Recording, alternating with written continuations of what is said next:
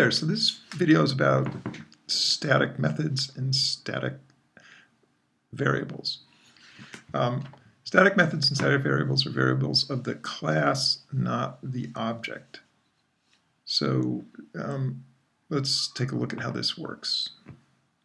Let's make this is the standard boilerplate code that you get when you create a new BlueJ class.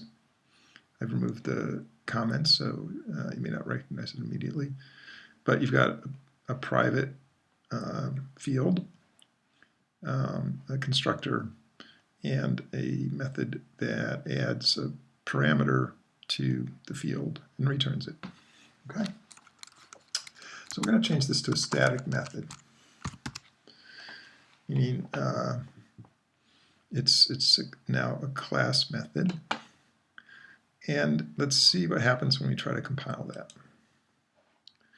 So we get an error message here, non-static variable x, right? This variable, which means this is a variable that every object of class test has its own version of x. That's what that means. So the error here basically, Java has no way of knowing which non-static variable x you want to reference from this static context, remembering that this is a method that's of the class and not of each individual object. Okay, so it's basically saying from the class perspective, I have no idea which x of all the objects of type test you want me to use, so forget it. I can't do this. Okay. Now, what happens if we change this variable to a static variable?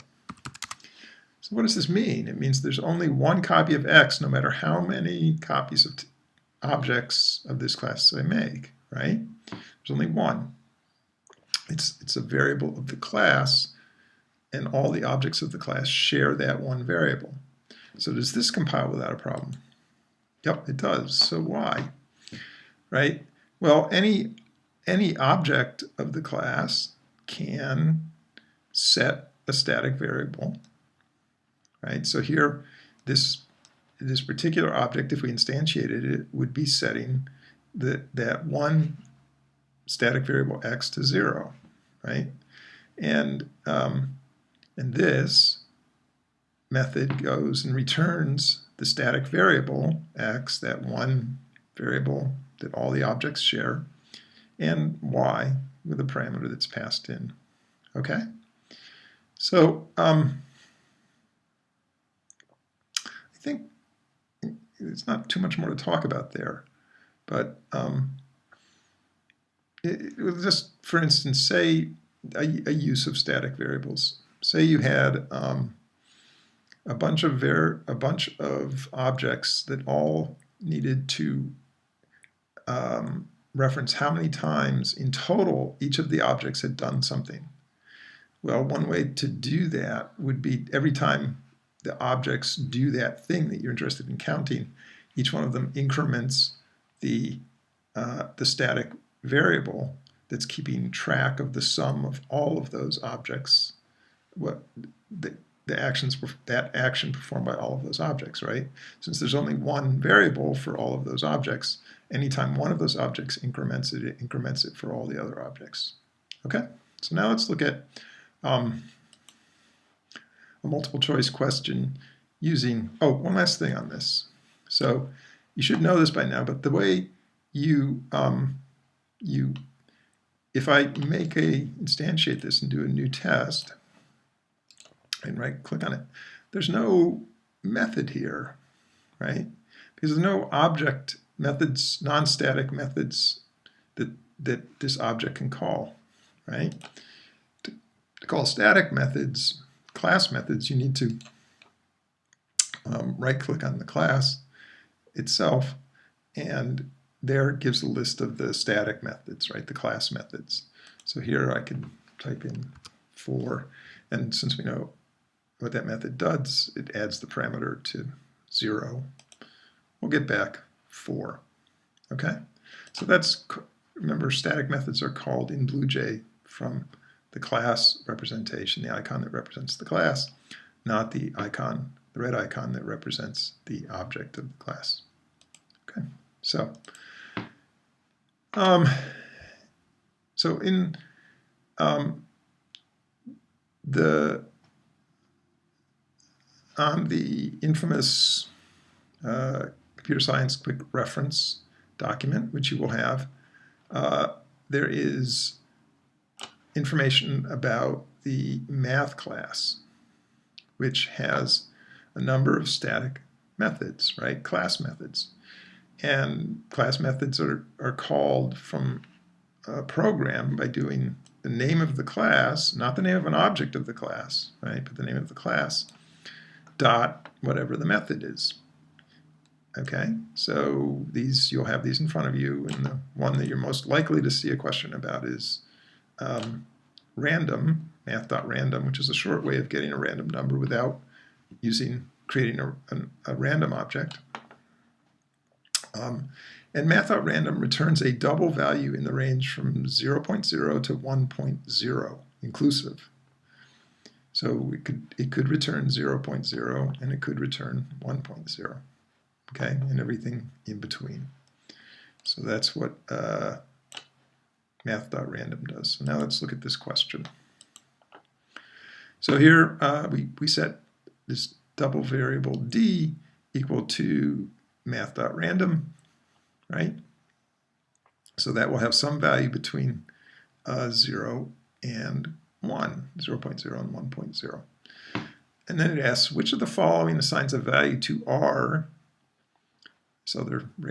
this other double variable, from the uniform distribution over the range 0.5 at the low, less than or equal to 0.5, and less than 5.5. Okay? So,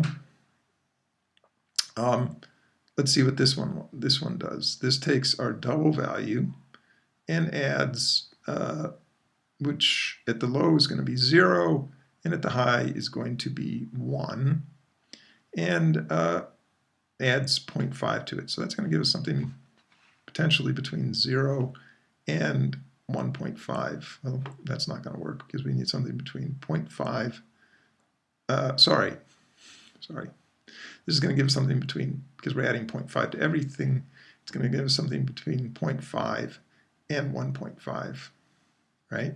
So that's not what we want. We need something between 0.5 and 5.5. So now let's look at this one. We're adding same thing as above, so that we know this will give us something between 0.5 and 1.5, and we multiply times 5.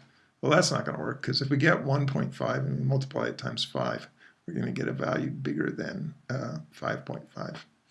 Okay, how about this one? This is going to give us something, if we multiply 0, we get 0. If we multiply 1, we get 5. So that's going to give us something between, if we get 1 and multiply it by 5, we get 5. So that's going to give us some numbers in the range between 0 and 5. No good. How about this one? So if we know this is going to give us numbers between 0 and 5, because we just figured that out up here, and then we add 0.05 to it, and that looks pretty good, right? Because that's going to give us numbers between 0.5 and 5.5. You know, I keep hesitating here because it must not give us 1. It must not be, math.random must give us numbers between 0 and greater than or equal to 0 and less than 1.0, not equal, less than or equal to 1.0. So this should be right? And it is. So this one, let's just take a look at this one. So this is just going to give us numbers between 0 and 5.5. So that's not going to That's not going to help us because we need to get that plus 0.5 there. So that's the correct answer. And D.